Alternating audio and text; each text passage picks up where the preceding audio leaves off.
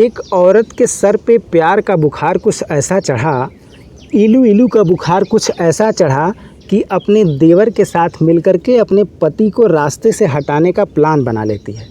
रात के खाने में नींद की गोली मिला देती है और उसके बाद अपने पति को वो खाना खिला देती है। जैसे ही पति वो खाना खाता है, उसको नींद आने लगती है और वो सो जाता है।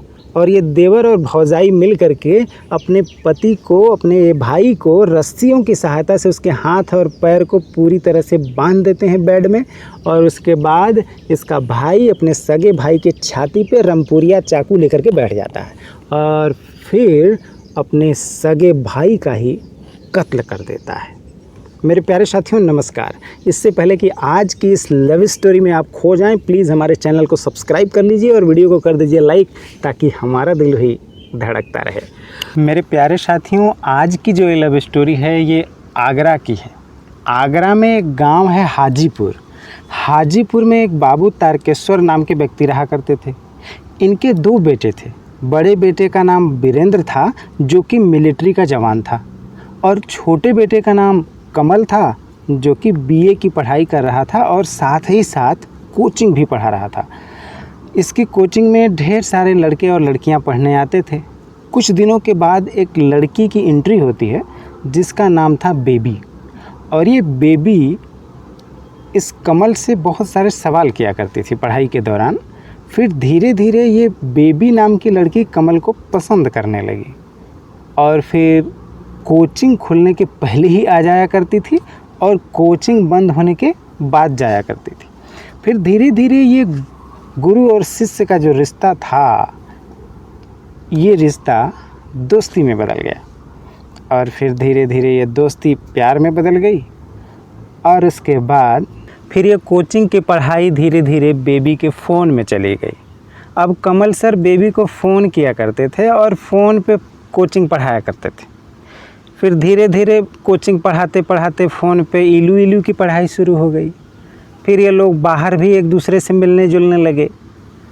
फिर एक दिन की घटना है कि कोचिंग पढ़ा करके जैसे ही कमल सर ने कोचिंग बंद किया, सारे लड़के लड़की चले गए, तो जो बेबी थी वो कहती है कि अजी सुनिए ना सर जी। तो कमल जी बोलते हैं हाँ बोलो। तो कहती है कि अब आपको सर कहने का मन नहीं करता है। बोलते हैं काहे? बोलती है कि रात को नींद नहीं आती है जी। जब सोती हूँ तो तारे गिनते गिनते किसी तरह से करवटें बदलते बदलते तब जा कर के थोड़ी बहुत नींद आती है। अब ज़िंदगी अकेले जी ही नहीं जाती, आपके साथ रहने का जी करता है, आपका होने का जी करता है। कुछ चक्कर चलाइए ना, अब हम ऐसे नहीं जी सकते, अब बर्दाश्त के बाहर हो रहा है। तो कमल कहते हैं पागल हो गई है? अरे मेरा एक बड़ा भाई है जो मिलिट्री में है, अभी उसकी शादी हुई नहीं और तुम कहना चाहती हो कि हम दोनों शादी कर लें? अरे ऐसा कैसे हो सकता है? गांव है, समाज है, क्या कहेंगे लोग? पहले तो माँ बाप तैयार नहीं होंगे। तो बेबी कुछ टाइम सोचती है और सोच करके कहती है एक बात कहूँ, बुरा तो नहीं मानिएगा ना? तो कमल बोलते हैं कि बोलो, क्या कहना चाहती हो? तो वो कहती है कि मैं यही कहना चाहती हूँ कि देखिए, आप ही बोल रहे हैं ना कि आपका जो भाई है वो मिलिट्री में है, तो हम एक काम क्यों ना करें, आप अपने घर वालों से बोल दीजिए कि एक लड़की है बड़ी खूबसूरत सी है, उससे भैया की शादी करा दीजिए। तो कमल बोलता है कौन लड़की है, कहाँ है वो?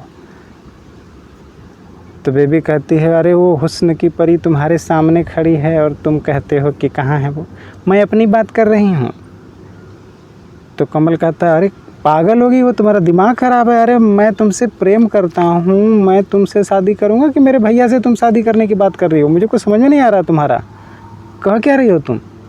तो बोलती है सुनिए ना, कोचिंग पढ़ाते पढ़ाते आपका दिमाग केवल कोचिंगे में रहता है, कभी बाहर भी सोचा करिए ना। मैं बताती हूँ ना, देखिए आपके भैया मिलिट्री में हैं, अगर आप अपने भैया से मेरी शादी करवा देते हैं तो आपके भैया कितने दिन घर पे आएंगे? मुश्किल से उनको छुट्टी मिलेगी 1 महीने के लिए, 1 महीने घर आएंगे। फिर तो मेरे जानम 11 महीने हम और तुम, किसी को कुछ पता ही नहीं, हम ही दोनों तो रहेंगे ना घर पे। तो समझा करो ना, दिमाग लगाया करो ना। तो कमल जो था उसका भी दिमाग घूम गया, अब वो कीचड़ में चला गया। और कहते हैं ना, हमारे भारत में एक कहावत है, तिरिया चरित्रम दय्यम न जानम। अभी तिरिया चरित्र लगा दी, अब कमल को भी कीचड़ में फिर से घुसा दी।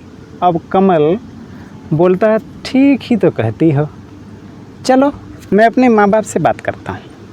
फिर कमल घर जाता है और घर जा कर के अपने मम्मी से बताता है कि ऐसी ऐसी बात है, बड़ी सुंदर सी प्यारी सी एक लड़की है और उससे भैया की शादी करवा देते हैं। उसकी मम्मी उसके पापा से बताती हैं।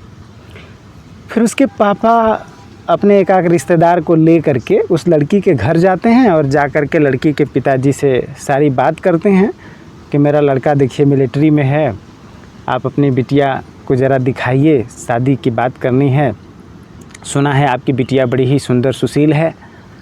तो वो अपनी बिटिया को दिखाते हैं और फिर इसके बाद धीरे से रिश्ता पक्का हो जाता है और शादी का दिन पड़ जाता है, शादी हो जाती है। और जब शादी हो जाती है तो वो जो मिलिट्री का जवान है सुहाग रात के दिन जाता है अपनी पत्नी से मिलने, तो देखता है चिलमन की आड़ में सचमुच में एक परी जैसी खूबसूरत सी लड़की बैठी है। अपना घूंघट उठाता है तो बड़ी ही सुंदर और खूबसूरत एक लड़की है। फिर उससे बातें होती हैं, अपना एक दूसरे से रात भर जो बातें होती हैं पति पत्नी में अपना होती हैं। फिर उसके बाद धीरे धीरे 1 दिन 2 दिन 4 दिन गुजरता है और फिर छुट्टी का ख़त्म होने का दिन आता है। फिर छुट्टी ख़त्म हो जाती है और वो फिर अपने बॉर्डर पे चला जाता है।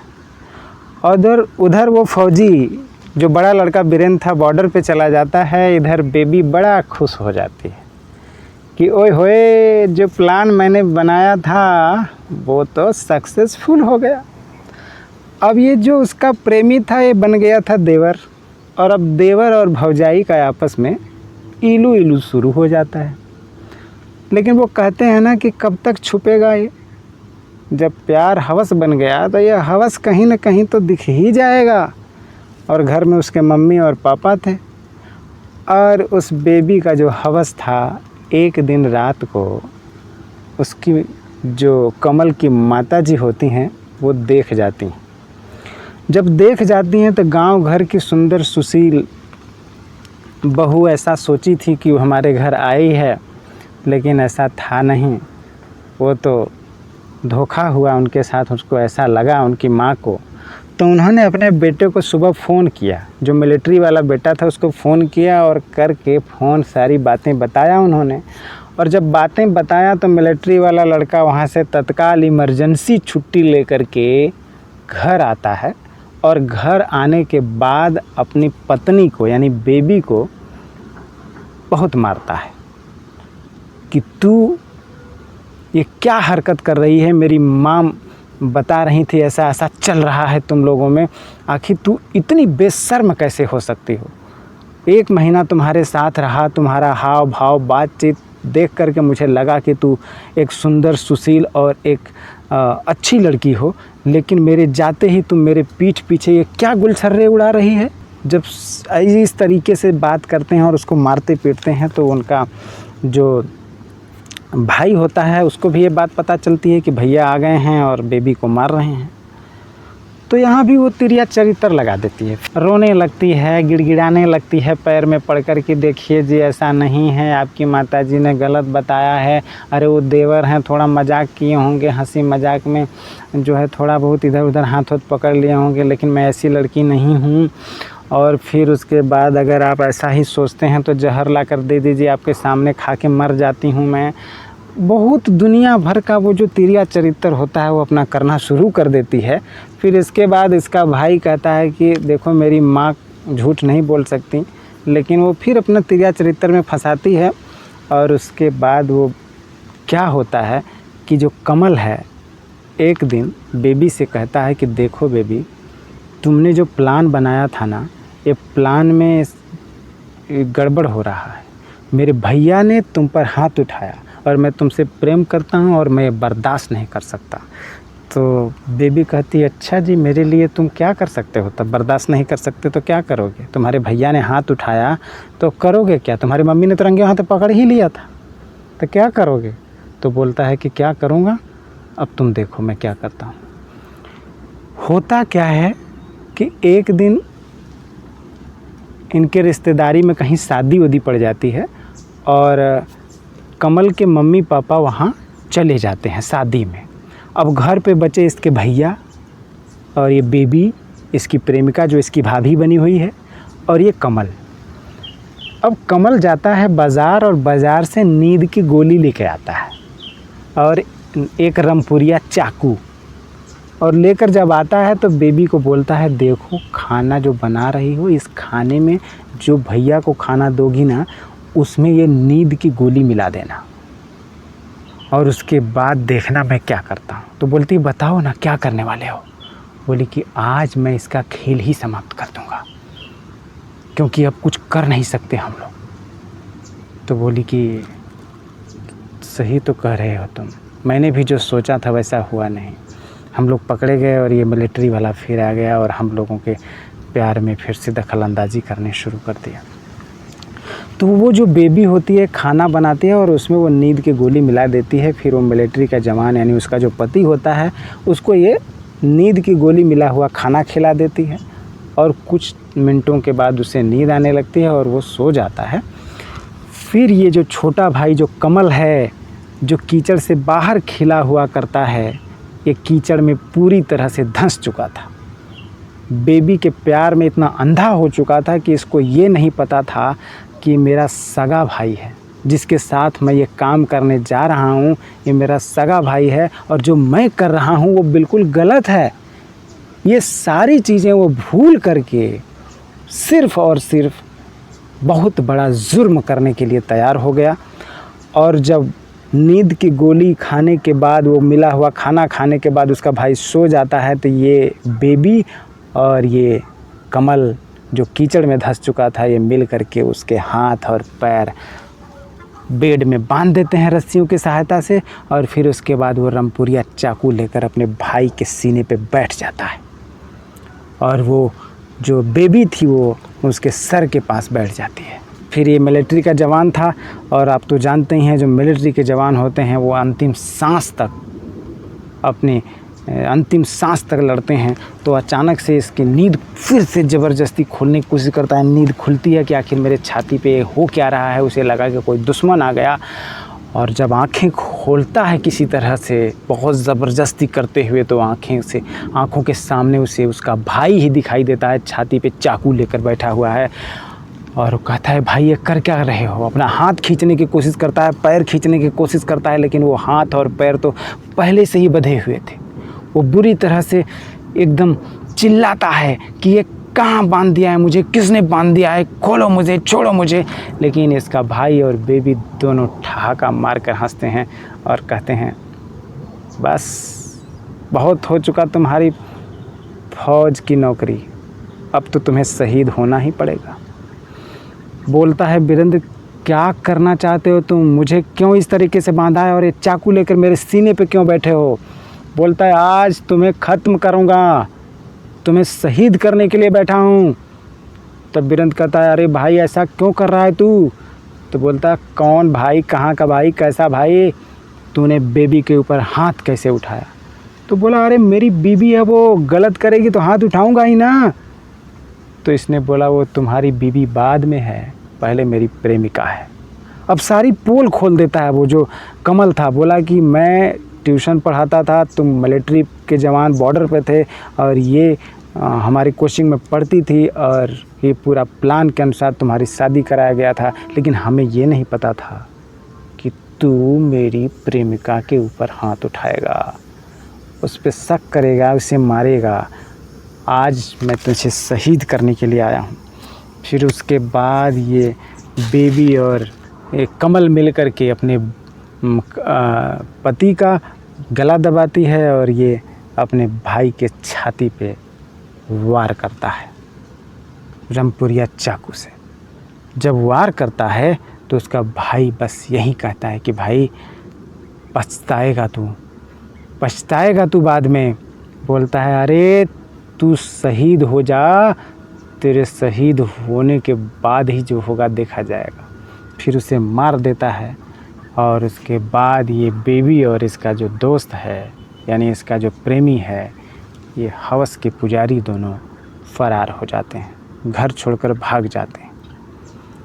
फिर जब इसके माँ बाप रिश्तेदारी से आते हैं घर पे तो अपने फौजी बेटे को बेड में बंधा हुआ इस तरह रस्सी से, पूरा बेड ब्लड से पूरा लाल है और इसी तरह मरा हुआ पाते हैं तो फपक के रोने लगते हैं कि ये क्या हुआ, किसने किया। तो देखते हैं कि उनकी बहू भी नहीं, उनका छोटे बेटे का कहीं पता नहीं। तो माँ उन्होंने जो देखा था कि ये मेरी बहू कितनी जो है निर्लज्ज है, वो उसको सारा मैटर समझ में आ जाता है। वो लोग जाते हैं पुलिस स्टेशन में, रिपोर्ट लिखवाते हैं कि मेरा छोटा बेटा और मेरी बहू ने मिल कर के मेरे बड़े बेटे को मार दिया और दोनों फरार हो गए हैं। फिर पुलिस खोजबीन शुरू करती है और खोजबीन करते करते महीनों बाद ये दोनों आगरा शहर में ही पकड़े जाते हैं। तो मेरे प्यारे साथियों, इस तरीके से मैं आप लोगों से बस यही कहना चाहता हूँ कि लव करो यार, प्रेम करो। प्रेम अच्छी बात है, लेकिन जब प्रेम हवस बन जाए ना तो वो विनाशकारी होता है और वो सब कुछ बर्बाद कर देता है, कुछ नहीं देखता। तो मेरे प्यारे साथियों, आज की ये लव स्टोरी आप लोगों को कैसी लगी प्लीज़ कमेंट करके हमें ज़रूर बताइएगा। हमें आपके कमेंट का बहुत बेसब्री से इंतज़ार रहता है। और हाँ, आप लोगों ने मुझे अपना इतना कीमती समय दिया, इसके लिए आप सभी लोगों का तहे दिल से बहुत बहुत शुक्रिया।